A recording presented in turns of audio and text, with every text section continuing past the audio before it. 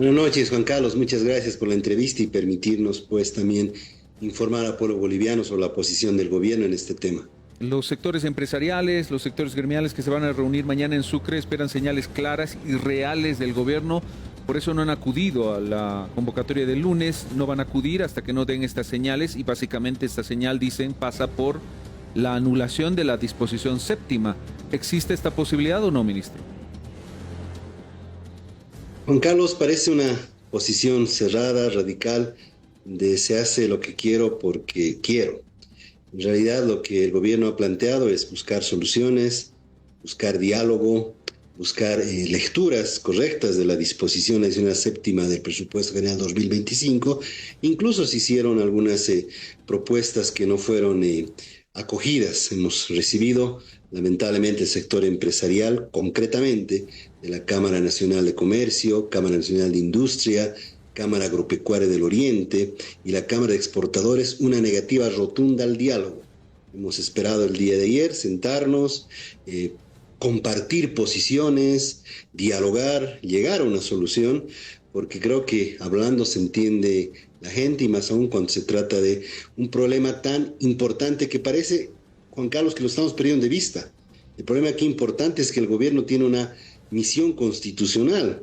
¿Cuál es garantizar la disponibilidad y abastecimiento de alimentos esenciales para la población? El gobierno tiene que cuidar los bolsillos de los bolivianos y bolivianas y debe garantizar que los alimentos sean comercializados a un precio justo. Y más o menos por ese lado va la disposición adicional séptima de la Constitución del Presupuesto General del Estado, perdón. Ahora, ¿por dónde pasa esta solución? Porque, a ver, evidentemente las posiciones son muy radicales. Un gobierno que dice no y sector empresarial y sector multisectorial que dice eliminen. Es decir, ¿dónde se encuentra ese justo medio, ministro? Entendemos y lo hemos dicho así, nos hemos reunido no solamente con los sectores empresariales que he hecho referencia, sino también con gremiales. El día de hoy estuvimos reunidos con varias federaciones y asociaciones de gremiales. También incluso tuvimos una reunión la semana pasada con el representante máximo de la Cámara Nacional de Industrias, con el señor Camacho, y le habíamos dicho que la solución propuesta por el gobierno pasa por una aclaración. Y le respondimos con su misma solicitud. El gobierno derogue la disposición adicional séptima, nos dijeron.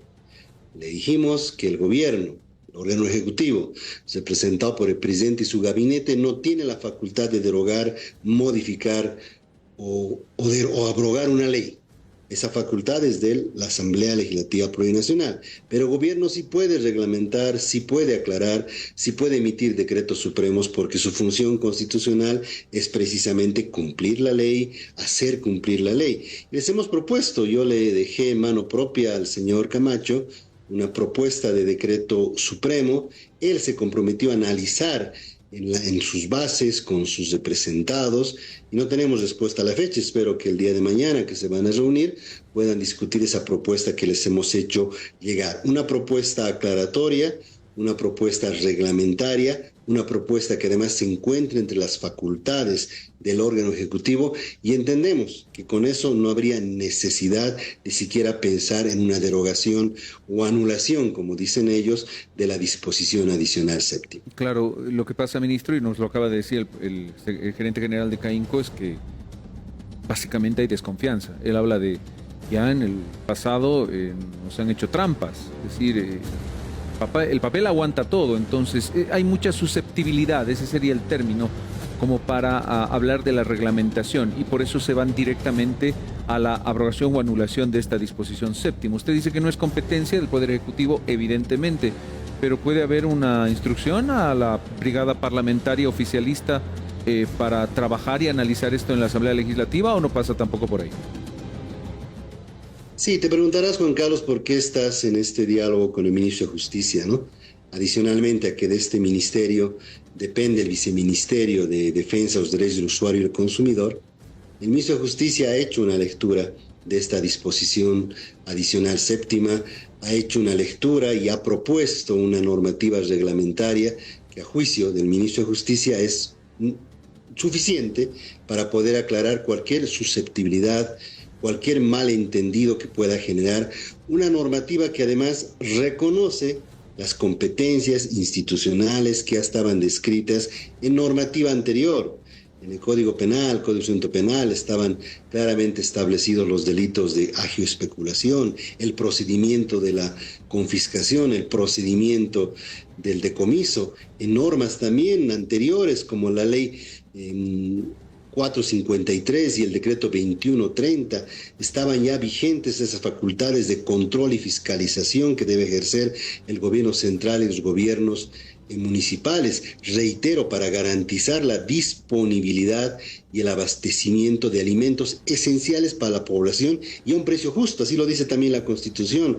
Juan Carlos, no es necesaria ninguna derogación, ninguna anulación, ninguna norma del rango de una ley para aclarar lo que con un decreto supremo queda absolutamente claro. Y además está dentro de las competencias del Ejecutivo. Podemos rápidamente tramitar la norma, gabinete de ministros, vía rápida, y tenemos una solución al conflicto. Pero parecería que el tema no pasa por ahí, Juan Carlos, pasa por un tema más de posición política, de posición de seguir especulando, de posición de seguir generando inseguridad jurídica, lo cual no compartimos y por eso volvemos a llamar al diálogo. Sentémonos con argumentos técnicos, legales y expliquémonos entre ambas partes cuál es la mejor solución, cuál es la mejor salida. Estamos conversando con el ministro de Justicia, César Siles, el encuentro, la disposición séptima del presupuesto general del Estado. Y claro, mañana sectores empresariales, multisectores que se van a reunir en Sucre para analizar qué es lo que van a hacer ante estas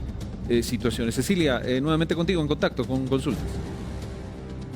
Estábamos escuchando, gracias Juan Carlos, al ministro Siles, y él planteaba, seguiremos dialogando, vamos a buscar, discutiremos la mejor salida. ¿Se va a plantear nuevamente una reunión y si es así, para cuándo, ministro? Gracias, Cecilia, por la pregunta. Buenas noches. El día de hoy estuvimos reunidos con 4 sectores de los gremiales.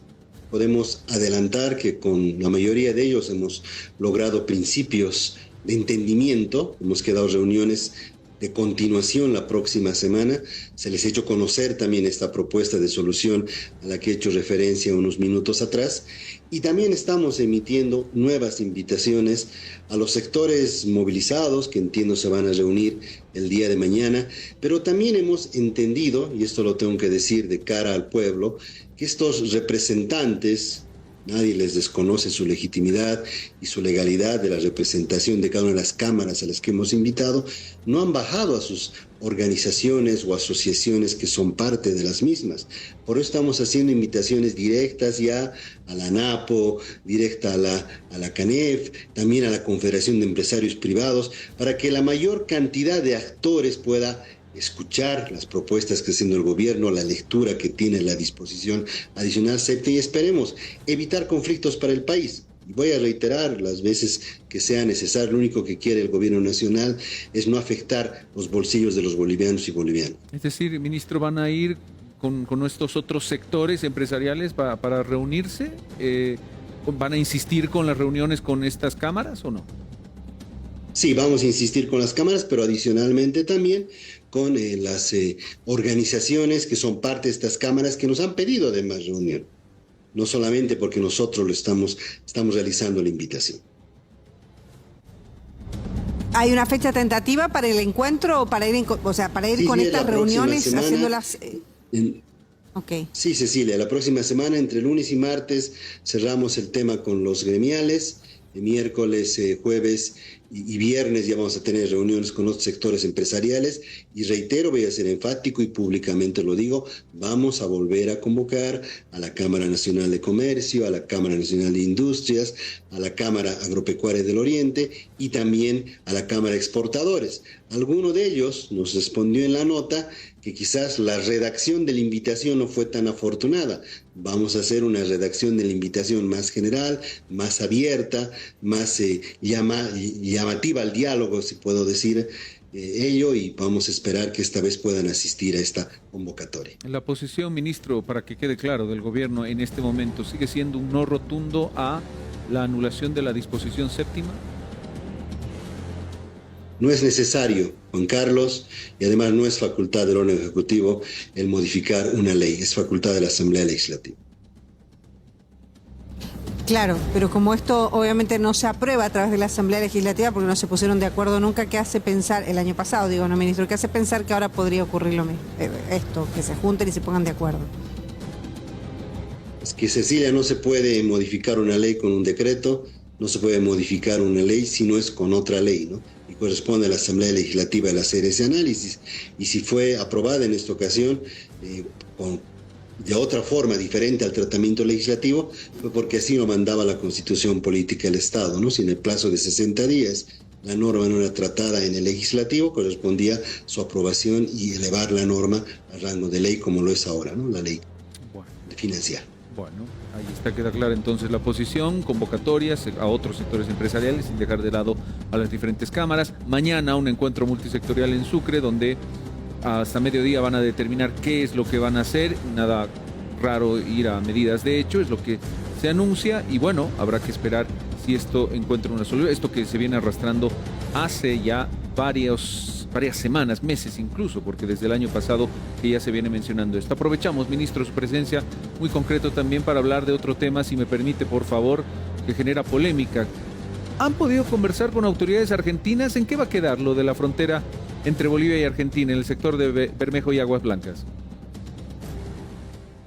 El principio, los principios del derecho internacional, Juan Carlos, establecen claramente que cualquier decisión que pueda afectar a un país vecino, más aún una construcción como la anunciada cerca de la frontera, debe ser consultada bilateralmente.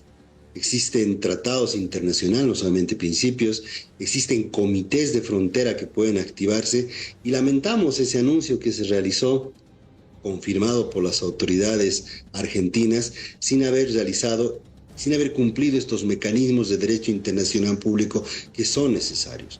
Nos ratificamos en el comunicado formal que emitió la Cancillería del Estado Provincial de Bolivia como directa responsable de la dirección de la política exterior y también la posición que ya lo dijo públicamente nuestro embajador allá en la República Argentina de que este tipo de asuntos limítrofes o que afectan las fronteras deben ser resueltos de manera bilateral sin afectar la buena vecindad y la convivencia pacífica entre Estados. Es la posición del gobierno. Bien. Gracias, ministro, por lo menos de nuestra parte, gracias por este diálogo esta noche. Gracias, Cecilia, gracias, Juan Carlos.